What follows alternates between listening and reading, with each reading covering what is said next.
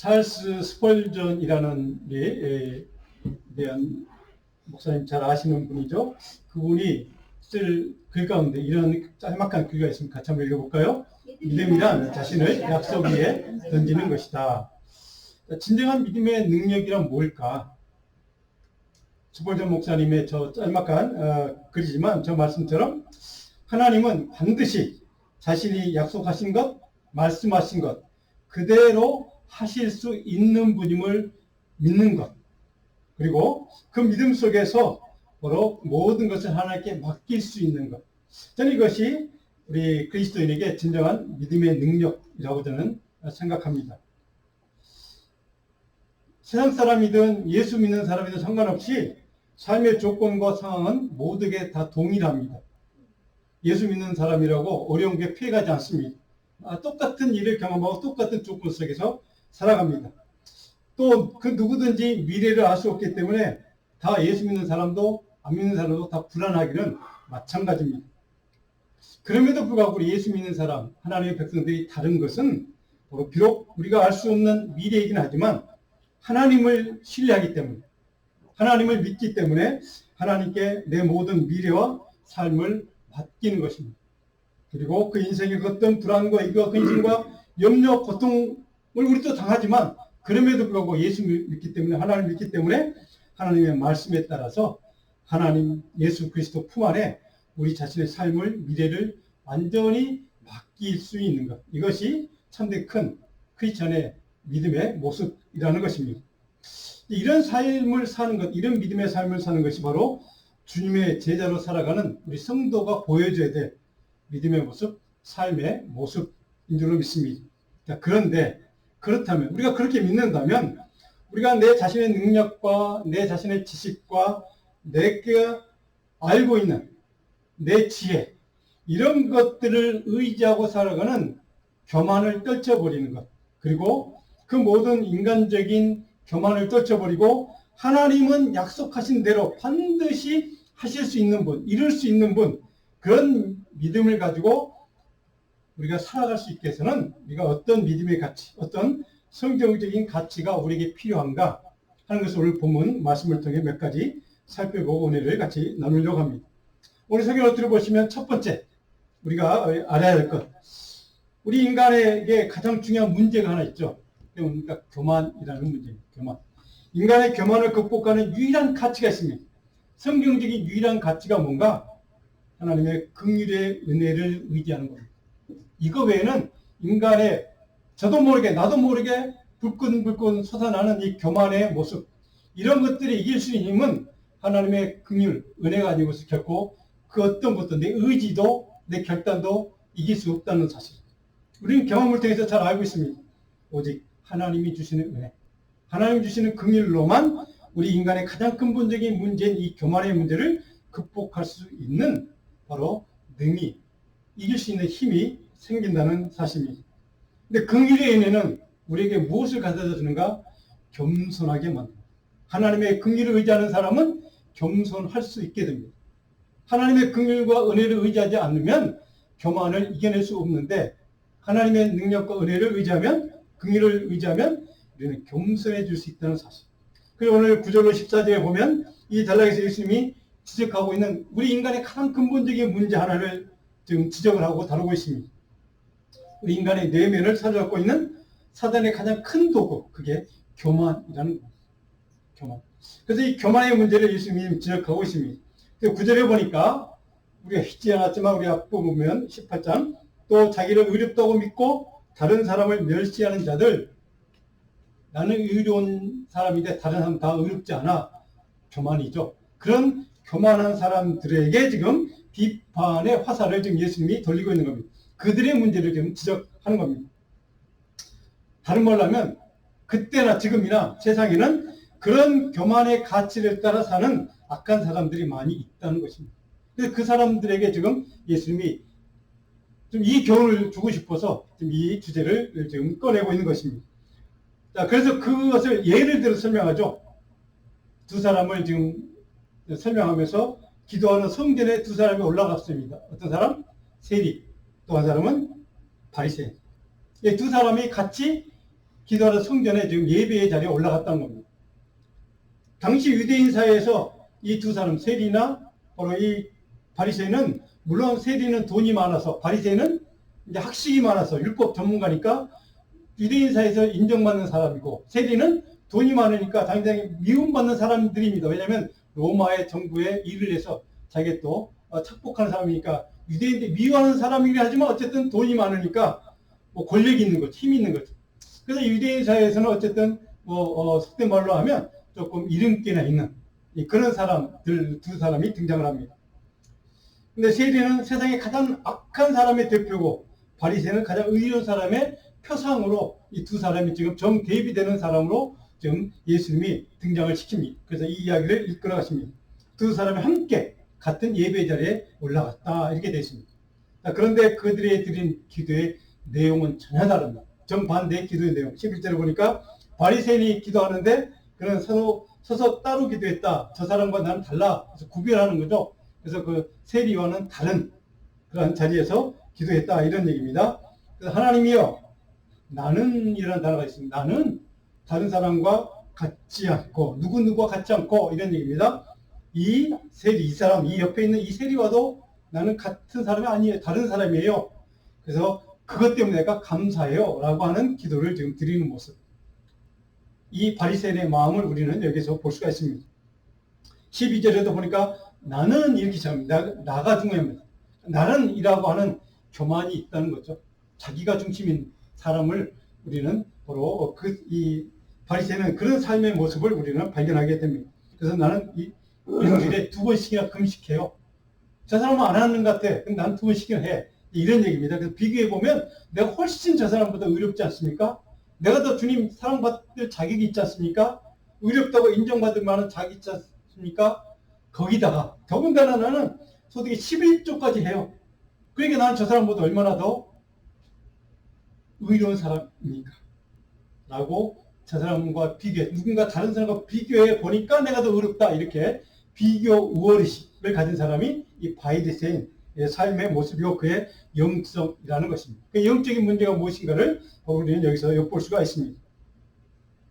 세상적인 가치 기준에서 이 사람은 세상 사람들의 의로운 사람으로 인정받는 것이 이 사람의 목표인 사람. 하나님에게 의로운 사람이 아니라 사람들에게, 세상 사람들에게 의롭다고 잘 보이는 것, 이것이 목표인 사람. 그것이 바리새인의 삶의 가치관이라는 것입니다. 그의 내면을 살아가고 있는, 주도하고 있는 그의 삶을 이끌어가는 동력이 뭐냐? 바로 자신과 다른 사람을 비교해서 비교 우월의식을 갖는 것. 그 비교 우월의식으로 똘똘 뭉친 사람이 바로 이 바리새인이었다는 것입니다. 한마디로 교만이라는 가치를 갖고 그 가치를 위해서 그 가치로 살아가는 사람이 이 바리새인이었다 하는 것입니다. 자, 그런데 그 옆에 있는 세리는 어떤 기도를 드립니까? 세리는 멀리 있어서 감히 눈을 들어. 그것은 자기가 죄인이라는 것을 알고 있다는 뜻입니다. 고백하고 있다는 뜻입니다. 나는 부족한 사람인 것을 스스로 인정하고 있다는 행동이기도 합니다. 하늘을 쳐다보지도 못하고 다만 가슴을 치고 하나님이여 통에 자복하며 불쌍히 여겨달라고 기도하는 모습을 이 세례를 통해서 우리에게 좀 예수님은 비유로 말씀하고 있습니다. 이 두 사람 함께 기도하는 내용과 태도의 차이가 오늘 이 이야기의 핵심 주제이기도 합니다. 자신을 스스로 의롭다고 생각하는 사람, 교만이라는 가치로 똘똘 뭉친 사람, 반면에 나는 죄인이라고, 나는 회개할 수밖에 없는 주님의 용서와 긍휼이 필요한 존재라고, 은혜가 필요한 존재라고 믿고 그 은혜와 긍휼을 구하는 사람, 이 두 사람의 대비된 정반대되는 가치관을 우리에게 보여주고 있습니다. 이 두 사람의 전혀 다른 기도의 내용에 대해서 예수님은 어떻게 반응하는가? 14절에 저 바리새인이 의로운 사람이 아니고 이 사람, 이 세리가 의로운 사람이라고 예수님이 인정하고 있는, 우리가 잘 아는 이야기 아닙니까?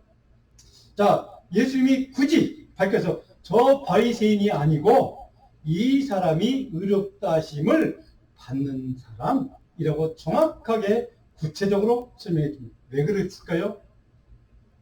이것이 주님이 말씀하고 싶은 교훈의 핵심이기 때문입니다. 저런 태도를 가진 바리새인과 같은 태도를 가진 저런 영성을 가진 사람이 의로운 자가 아니라 이 세리처럼 스스로 자기를 겸손히 낮추고 나는 죄인이라고, 그래서 나는 하나님의 은혜와 긍휼과 용서가 필요한 존재라고 스스로 인정하고 그렇게 하나님께, 주님께 그 용서의 은총을 구하는 사람, 그런 영성과 그런 믿음의 태도를 갖고 사는 사람이 바로 의로운 사람이야. 그래서 자기를 높이는 사람은 어떻게 합니까? 낮아지고, 자기를 낮추는 사람은 하나님이 높여주신, 이것이 하나님 나라의 가치요 원리라는 것을 정확하게, 이것이 주님이, 예수님이 이 비유를 통해 가르치고 싶은 교훈의 핵심입니다.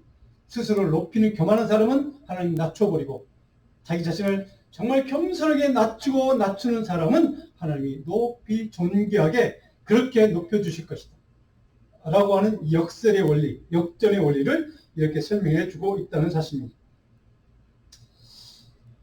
자, 이 가치가 왜 중요한가? 성경에서는 예수님은 여러 차례 이런 중요한 이 가치에 대해서 반복해서 가르쳐주고 설명해주고 비유로 말씀하고 있습니다. 이 성경적인 원리와 가치가 왜 중요한가? 시편 145편 8절 9절에 시편 기자는 이렇게 고백합니다. 우리 같이 한번 읽어볼까요? 여호와는 은혜로우시며 긍휼이 많으시며 노하기를 더디하시며 인자하심이 크시도다. 여호와께서는 모든 것을 선대하시며 그 지신 모든 것에 긍휼을 베푸시도다.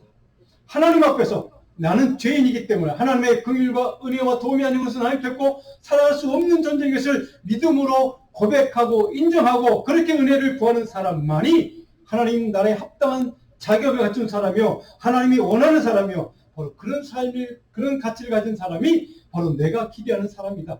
그런 삶의 모습이라는 것을 성경은 반복해서 우리에게 가르쳐주고 있습니다. 근데 문제는 그럼에도 불구하고 우리 마음속에는 교만이 있는 가치를 떨쳐버리지 못하는 사단의 그런 유혹과 유혹에 따라서 사단의 그런 강력하게 만드는 우리 속에 강력히 자롭게 있는 교만의 이 마음을 우리는 떨쳐버리지 못한다는 사실입니다. 왜? 하나님의 긍휼과 은혜를 구하는 믿음이 부족하기 때문이었습니다. 하나님의 긍휼과 능력이 우리를 사로잡지 못하기 때문에 하나님의 가치, 복음의 가치, 하나님 나라의 가치, 정말 주님이 원하시는 그 가치, 바로 이 겸손이라는 가치, 하나님의 긍휼과 은혜를 사모하는 이 믿음의 가치를 가지고 우리는 이 교만이라는 가치를 이겨내지 못하기 때문에, 그래서 우리는 여전히 겸손하지 못하고 교만의 가치를 따라 교만의 모습으로 살아가고 있다는 사실입니다. 그래서 얼마나 중요하면 예수님 반복해서 이것을 강조하고 있을까? 하나님 나라의 가치로 다스림을 받고 살아가는 사람, 하나님 나라를 소유할 수 있는 신실한 성도의 신앙과 삶에는 이런 긍휼과 은혜와 하나님의 도움만이 나를 살릴 수 있다고, 나의 교만을 오직 하나님의 긍휼의 은혜만이 이길 수 있는 힘을 주는 동력이 될 것이라고 믿고 의지하고 인정하는 사람, 바로 그것만이 참된 신앙의 사람이요, 그런 가치를 갖고 살아가는 사람이 하나님의 사람이라는 사실을 예수님은 이 말씀을 통해서 우리에게 가르쳐주고 있다는 사실입니다. 왜? 그만큼 하늘의 긍휼과 하나님의 은혜를 구하는 것이 우리에게 꼭 필요하기 때문에, 그래야만 살 수 있기 때문에, 그래야만 하나님의 나라의 가치를 수여하고 하나님의 자녀로, 하나님의 백성으로 살아갈 수 있는 하나님의 사람이 될 수 있기 때문에, 주의 제자가 될 수 있기 때문에 우리 이 가치가 그만큼 중요하다는 사실을 우리 이 말씀을 통해 우리가 깨닫기를 간절히 소원합니다. 그렇다면 우리가 하나님 나라를 소유할 자격을 갖춘 신실한 주님의 제자로 살아가기 위해서 우리에게 어떤 삶의 태도가 필요한가? 두 번째로 소개하는 두 번째 15절로 17절에 보니까 우리가 잘 아는 이야기를 소개해드리겠습니다. 하나님 나라를 소유할 수 있는 자격을 갖춘 사람들의 가치는 뭔가? 겸손이라는 것. 15절 17절에 보니까 오늘 이렇게 얘기하면, 17절에 보니까 누구든지 하나님의 나라를 어린아이 같이 받아들이지 않는 자는 결단코 거기에 들어가지 못하리라. 어린아이들, 제자들 예수님께 다가오지 못해 가로막는 것을 보고 예수님이 그러지 마, 그 애 나한테 보내. 그러면서 그 아이를 끌어안고 제자들에게, 사람들에게 가르치는 교훈, 하나님의 나라를 들어가려면, 들어갈 자격이 있는 사람은 이 어린아이와 같은 삶을, 가치를 가지고 삶을 살아야 돼. 그래야 들어갈 수 있어 라고 설명합니다. 하나님 나라를 소유할 수 있는 자는 이 어린아이와 같은 마음과 태도를 가져야 된다. 예수님의 말씀은 제자들이, 지금 우리에게도 이해하기 어려운 말씀, 도대체 무슨 뜻일까? 여기서 우리가 질문해야 될 거 한 가지 있죠. 그렇다면 어린아이처럼 하나님 나라를 받아들이는 건 도대체 어떤 삶을 사는 것인가? 그래서 어떻게 살아야 어린아이처럼 하나님 나라를, 이 어린아이 같아야 하나님 나라를 들어갈 수 있다고 얘기하셨을까? 도대체 그 뜻이 무엇일까? 보는 관점에 따라 뭐 여러 가지 해석이 가능하지만 제가 제 관점에서 해석하자면 이런 뜻으로 저는 이해합니다. 아이들은 결코 하나님의 말씀을 자신의 뜻과 목적과 생각대로 왜곡하지 않습니다. 아이들은 그 말씀 있는 그대로 받아들입니다. 어른들은 어떻게 합니까? 그 말씀을 자기 생각과 자기의 목적과 자기 지식과 자기의 이해관계에 따라 그 말씀을 자기에 맞게 곡해합니다. 왜곡합니다. 우리는 그것을 뭐라고 얘기합니까? 아전인수라고 하죠. 아전인수로 자기의 유리하게 해석합니다. 그게 어른들입니다. 어린아이들은 그렇지 않죠. 말씀 있으면 그대로 그냥 생각하고 있는 그대로 받아들이고 있는 그대로 따릅니다. 그래서 예수님이 바로 어린아이와 같지 않으면 하나님 나라에 들어갈 수 없다라고 말씀하신 이유가 바로 거기에 있지 않을까? 하나님의 나라의 말씀, 하나님의 가치, 복음의 가치, 하나님 나라의 가치를 있는 그대로 주님 주신 그대로를 믿고 따르고 순종하는 것이 필요하다는 겁니다. 그것을 내 입맛에 맞게 왜곡하거나 조종하거나 그 말씀에 비틀거나 하지 않아야 한다는 것이죠. 바로 이것이 어린아이와 같지 않으면 하나님에 들어갈 수 없다고 말씀하신 이유가 거기 있지 않을까. 그런 관점에서 어린아이와 같이 순수하게 말씀 그대로 믿고 순종하고 하나님 나라를 소유할 수 있는 자여야만이 하나님 나라의 가치대로 살 수 있는, 순종하는 그런 믿음의 삶을 사는 사람, 그래서 하나님 나라에 들어갈 수 있는 자격을 갖춘 사람, 이것이 진정한 그리스도인의 삶이라고 예수님은 오늘 이 말씀을 통해 우리에게 가르쳐주고 있다고 저는 생각이 들었습니다. 어린아이 같은 마음과 태도를 하나님 말씀의 성경의 원칙과 복음의 가치 그대로를 믿고 순종하고 따르는 삶이 우리에게 필요하다는 겁니다. 하나님 나라의 영원한 생명을 추구하는, 하나님 나라의 가치를 추구하는 사람은 그렇다면 어떤 삶의 태도를 갖고 살아가는, 구체적으로 여러 가지가 있겠죠. 그 중에 하나가 무엇인가 오늘 보면 18절, 27절에 한 가지를 우리에게 예수님은 가르쳐줍니다. 18절에 보니까 어떤 관리가, 다른 복음서에는 부자 청년이라고 기록되어 있습니다. 누가는 어떤 관리 이렇게 기록되어 있습니다. 그 사람이 예수님께 나와 질문하죠. 무엇을 해야 내가 영생을 얻을 수 있습니까? 선생님. 의료원 선생님, 좀 나 좀 가르쳐 주세요. 내가 이 사람은 부자 가진 사람이고 또 좀 높은 사람이고 지위가 있는 사람이고 그러니까 권력도 있었겠죠. 근데 내가 지금 부족한 거, 영생에 대한 관심, 영적인 관심이 있는 사람, 적어도 이 사람은 그런 관심이 있었던 것 같습니다. 그 주님께 이제 질문하는데 이 사람의 생각은 이겁니다. 주님 앞에 이런 질문한 이유는 내가 어떤 의로운 행동을 해야만, 내가 어떤 의로운 삶을 살아야만 내가 영생을 얻을 수 있겠습니까? 라고 하는 의로운 행동, 의로운 뭔가를 해야만 된다고 생각했던 것 같습니다. 그래서 내가 뭘 해야, 어떤 일을 해야 도대체 영원한 생명을 얻을 수 있습니까? 라고 그런 의도로 예수님께 지금 질문하는, 질문의 의도는 거기에 있다고 생각이 듭니다. 그런데 예수님은 전혀 다른 평가를 하십니다. 전혀 다른 반응을 보시고 그의 기도하는 전혀 다른 기준을 그에게 제시해 주는 이야기가 오늘 이 본문 20절 이후에 쭉 기록되어 있습니다. 20절에 네가 계명을 알지, 너 유대인인 거, 그래서 너는 어렸을 때부터 계명을 배웠고 계명대로 살아왔던 것 같아. 너 그 계명을 잘 알고 있지? 그랬더니 그가 이 계명은 물론 10계명을 얘기하는 겁니다. 그랬더니 그가 대답하죠. 내가 어렸을 때부터 이 계명을 잘 지켜왔어. 내가 그래서 의롭다고 나는 생각합니다. 그렇게 지금 예수님께 대답을 합니다. 호언장담을 하죠. 자신만만했던 겁니다. 그런 자신만만한 사람, 그래서 예수님이 그래 너 의로운 사람이라고 인정해 줄 것 같은 그런 기대감이 속으로 있었을 것입니다. 근데 그의 기대와는 전혀 다른 예수님의 반응을 보게 됩니다. 하나님 나라 영생을 얻을 수 있는 전혀 다른 방법을 지금 그에게 예수님이 제시를 해줍니다. 그것이 22절의 내용입니다. 우리가 읽었던 말씀, 내게 아직도 한 가지 부족한 것이 있어. 네가 10계명 잘 행을 참고 잘했어. 좋아. 참 그래. 그 율법의 관점에서 너 의롭다고 인정할 만해. 그런데 그럼에도 불구하고 내게 한 가지 아직 모자람이 있어. 내가 내게 가르쳐주고 싶은, 내게 제시하고 싶은 하나님 나라 복음의 가치, 그것이 아직 너에게 없어. 그 복음의 가치가 무엇인가? 내게 있는, 네가 소유하고 있는 모든 것을 다 팔아서 이웃들에게, 가난한 자에게 다 나눠주고 그 다음에 돌아와서 나를 쫓아.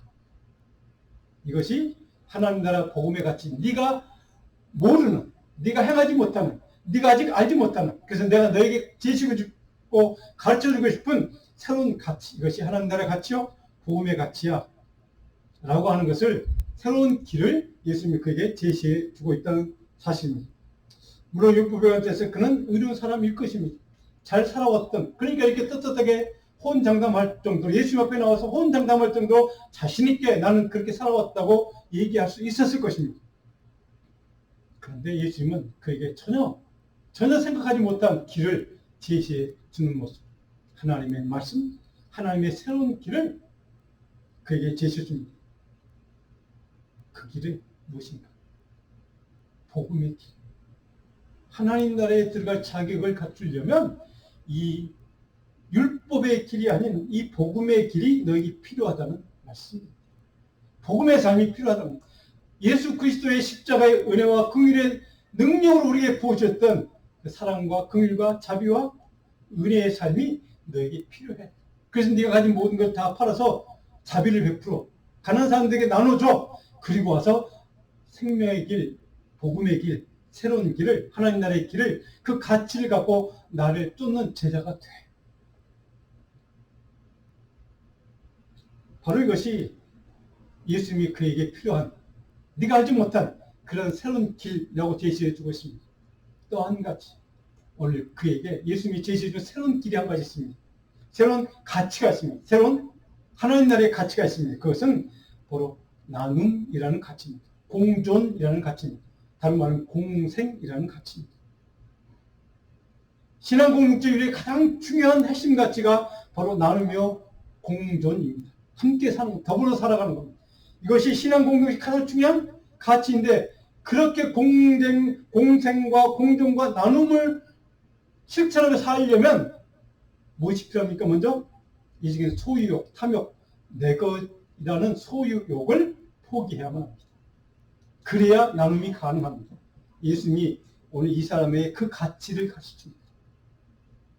하나님 나라의 가치, 새로운 네가 알지 못하는 복음의 가치, 율법이 강조하지 못하는 놓치고 있는 그 가치, 내가 그걸 가르쳐줄 거야. 근데 그것은 바로 나눔이라는 가치. 네가 가진 소유한 것 다 팔아서 가난한 자에게 나누어주는 것, 이것이 하나님 나라의 가치야. 이것이 복음의 가치야. 이것이 예수님을 따르는 진정한 제자의 가치야 라고 하는 것을 가르쳐주는 말씀입니다. 사랑하는 여러분, 다른 말로 하면 네 자신만을 위한 삶을 포기하라는 겁니다. 이것이 예수님이 그에게 가르치는 하나님 나라의 새로운 가치, 복음의 가치입니다. 근데 이런 예수님의 말씀과 교회에 이 사람의 반응은 뭡니까? 우리가 잘 아는 것처럼 20절에 그가 큰 부자이므로 이 말씀을 듣고 심히 근심하더라. 이 사람의 근심의 원인은 돌아와서 다 팔아 나눠주고 돌아와서 나를 쫓아, 거기에 근심의 원인이 있지 않습니다. 네가 가진 모든 걸 다, 소유를 다 팔아서 나눠줘. 여기가 지금 이 사람의 근심한 근본적인 동기 원인이 거기에 있습니다. 왜? 자기의 소유를 포기할 수 없거든요. 힘들거든요. 그게 너무 부담이 되거든요. 그것이 너무나도 어려운 일이거든요. 그러니까 이 사람의 마음을 사로잡게 된 것이 불안과 염려와 근심과 걱정, 사로잡게 되었다는 사실입니다. 자, 여러분, 너무나 큰 주제입니다. 너무나 큰 어려움. 참 우리가 실천하기 따르기에 어려운 가치입니다. 근데 하나님의 나라의 가치는 이것이라고 분명히 예수님이, 하나님의 아들 예수께서 분명히 명확하게 제시해주고 있습니다. 그의 제자로 살아가는 우리들은, 그리스도인들은 누구든 이 가치를 따라서 순종하고 그 가치대로 살려고 몸부림치고 노력해야 하는 것이 우리가 살아야 될 삶의 모습이기도 합니다. 여기에 간극이 있습니다. 괴리가 있습니다. 장의적으로 그렇게 사는 것이 예수님의 말씀이고 가르침이고 우리가 따라야 될 길이, 순종해야 될 길인데, 참 그것을 순종하기 어려운, 이것이 우리의 갈등이고 우리 고민이고 우리의 근심의 원인이기도 합니다. 중요한 것은 이 말씀이 요구하는 삶의 가치와 세상적 욕심과 욕망에 따라 살려는 욕심과의 갈등이 우리에게 있다는 거죠.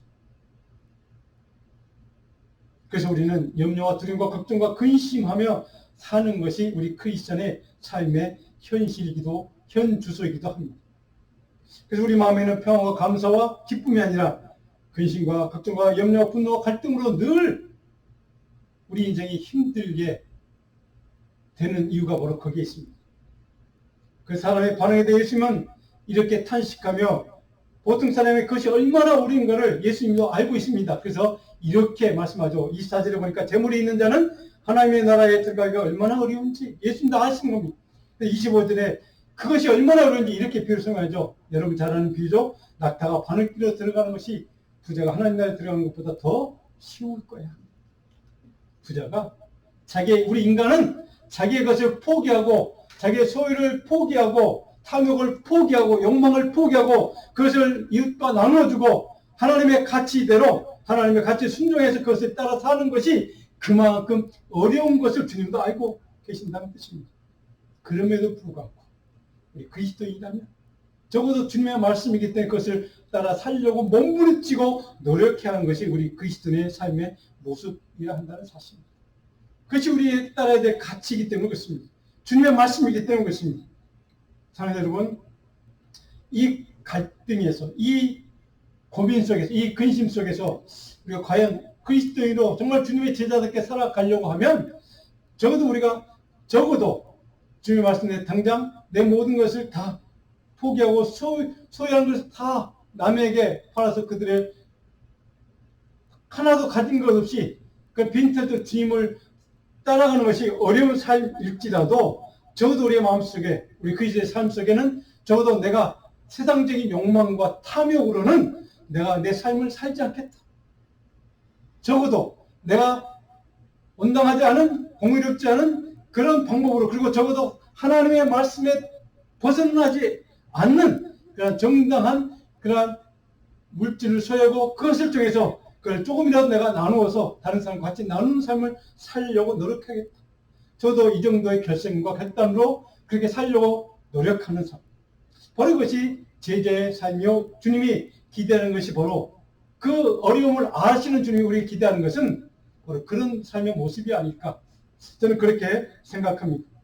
적어도 우리가 내 것, 내 소유, 내 욕망, 내 탐욕은 포기하고 오직 하나님의 나라의 가치, 복음의 가치, 그것을 바라고 그것을 위해서 그런 가치를 위해서 살려고 노력하는 추구하며 살려고 노력하는 믿음의 모습은 적어도 우리에게 있어야 되지 않을까. 그것이 주님이 우리에게 기대하고 원하는 삶이 아닐까. 그래서 예수님이 이런 말씀과 권면을 들은 현장에 있는 사람들이 다 이렇게 속으로 질문하죠. 그러면 누가 구원 얻을 수 있단 말인가? 누가 구원 얻을 수 있어? 너 할 수 있어? 나 못해. 너도 못하지. 뭐 이런 마음이 열릴 겁니다. 그럼에도 불구하고 예수님이 그걸 아시는 주님이 왜 이렇게 정말로 너무 극단적인 급격한 이런 삶을 요구하실까? 이런 가치를 요구하실까? 인간의 힘과 지식과 지혜와 방법은 절대 그렇게 사는 그런 가치를 위해 사는 삶은 불가능하다는 사실을 주님은 우리에게 깨닫게 하시는 겁니다. 내가 이렇게 주는 이 가치, 하나님 나라의 가치, 복음의 가치를 위해서 사는 것 너의 힘으로, 너의 지식으로, 너의 결단으로, 너의 능력으로 절대 할 수 없어 라고 하는 것입니다. 주님이 그걸 몰라서 이걸 요구하는 거 아닙니다. 알면서도 주님이 그 비유를 들어서 그만큼 힘들다는 걸 아시면서 이렇게 요구하는 것 너의 힘으로는 가능하지 않지만 가능한 길이 하나 있어. 그것을 가능케 하는 유일한 방법이 한 가지 있어. 그것을 내가 가르쳐 줄게. 그게 뭐냐? 27절. 같이 한번 다시 읽습니다. 이르시되 무릇 사람이 할 수 없는 것을 하나님은 하실 수 있느니라. 너희는 절대 할 수 없다는 겁니다. 내 인간이 아무리 믿음으로 결단하고 몸부림치고 애쓰고 노력해도 너희 힘으로는 그거는 가능하지 않아. 내가 그거 알아. 그래서 그 가능한 길 한 가지를 내가 너에게 가르쳐 줄게. 하나님의 나라의 가치, 복음의 가치, 나눔의 가치로 바로 하나님의 긍휼과 은혜와 능력을 소망하고 그 능력을 바로 하나님께 달라고 갈망하는 사람은 가능해. 그래서 하나님은 하실 수 있답니다. 하나님이 주신 은혜와 하나님이 주신 권능과 하나님이 주신 지혜와 방법이라면 가능해라는 것입니다. 그래서 인간 너희는 할 수 없어. 근데 할 수 없는 너희는 할 수 없지만 하나님은 가능하십니다. 그것이 무엇이든지, 그것이 어떤 일이든지, 그것이 어떤 너희 인생을 가로막는 장애물일지라도 하나님이라면 그것을 넘어가게 하시고 그것을 무너뜨려 주시고 그것을 이길 수 있는 힘과 능력과 지혜를 주실 거예요. 라고 하는 하나님의 은혜와 하나님의 도움과 하나님의 긍휼을 구하는 삶이 중요하다는 것을 우리 가르쳐 주겠어요. 바로 이런 가치를 말씀하고 있습니다. 하나님 나의 가치라, 복음의 가치라. 하나님만이 할 수 있습니다. 그렇게 가치를 위해서 살 수 있게 만드는 것은 하나님이 주시는 능력과 성령의 힘으로만, 능력으로만, 성령이 주시는 권능으로만, 하나님이 주시는 지혜로만 가능하다는 사실. 우리가 이것을 인정해야만 합니다. 그리고 그 은혜와 긍휼을 달라고 간구하고 갈망하고 기도해야만 합니다. 그래서 그 은혜와 능력으로 하나님의 가치에 따라 살려고 몸부림치는 믿음의 모습을 우리가 주님 앞에서 드러낼 때 오늘 이 세리처럼 나는 부족합니다. 나는 할 수 없습니다. 하나님, 나는 죄인이에요. 하나님 용서가 필요한 사람입니다. 나는 주님의 은혜와 긍휼이 아니고서는 결코 주님의 말씀대로 하나님의 가치를 위해서, 복음의 가치를 위해서 살 수 없는 불가능한 존재입니다. 하나님, 내게 하나님의 긍휼과 은혜와 능력과 권능을 허락해 주십시오. 사랑하는 여러분, 이것이 겸손입니다. 이것이 겸손한 믿음의 사람의 태도입니다. 교만을 이기는 것은 바로 이 겸손이라고 말씀드린 것처럼 이 겸손의 태도를 소유하기 위해서는 하나님의 은혜와 능력과 긍휼을 구해야만 합니다. 그 은혜가 아니고서는 결코 여러분은 겸손해질 수 없는 존재입니다. 그래서 하나님의 은혜와 성령의 권능이 필요합니다. 자, 여러분, 그래서 네 번째 보시면 하나님이 신실한 제자로 살아가기 위한 저와 여러분들에게 이런 삶을 살라고 한 가지 요구하는 게 있죠. 그러니까 자기 십자가 지는 삶을 통과하라는 겁니다. 예수님도 십자가를 지신 것처럼 너희도 하나님의 은혜와 능력과 자비를 구하는 삶을 살기 위해서, 그래서 겸손한 삶을 살기 위해서는 너희도 너희에게 주어진 하나님이 주시는 자기의 십자가를 지고 그것을 통과하라는 겁니다. 자, 여러분, 우리가 하나님의 은혜와 긍휼을 구하는 것은 너무 잘하고 있습니다. 그래야만 산다는 것 우리 잘 알고 있습니다. 그럼에도 불구하고 우리는 여전히 겸손보다는 교만의 가치를 위해서 살아가는 모습, 우리 너무나 잘 알고 있습니다. 우리 자신의 모습을 보면, 내면을 보면 뻔히 보입니다.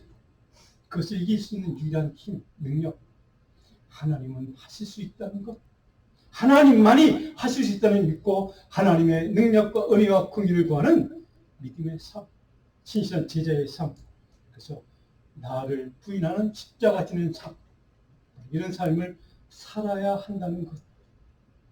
이 가치를 믿고 하나님, 이 시간 내게 그런 긍휼의 능력과 은혜를 주시옵소서. 나의 교만을 떨치는 주님의 은혜 능력과 성령의 권능을 허락해 주옵소서. 나는 내 힘으로는 할 수 없는 그 일, 그것이 질병의 문제든 인생의 어떤 가로막는 장애물이 있든 상관없이 그 어떤 것이든지 하나님만은 하실 수 있음을 내가 믿고 주님의 은혜를 구합니다. 이런 믿음으로 하나님께 온전히 서는 믿음의 종들이 되기를 축복하고 축원합니다.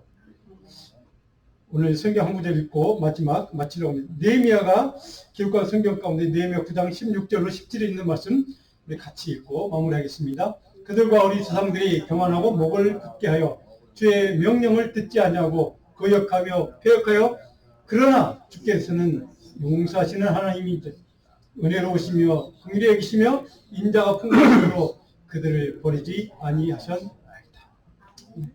우리 장로님 기사하신 것처럼 그럼에도 불구하고 하나님은 그 긍휼을 구하는 자를 포기하지 않고 버리지 않고 내버리지 않고 하나님 놀라운 긍휼과 은혜와 사랑으로 십자가의 능력으로 우리를 붙잡아 주시고 믿습니다. 하나님은 하실 수 있습니다. 기도하겠습니다.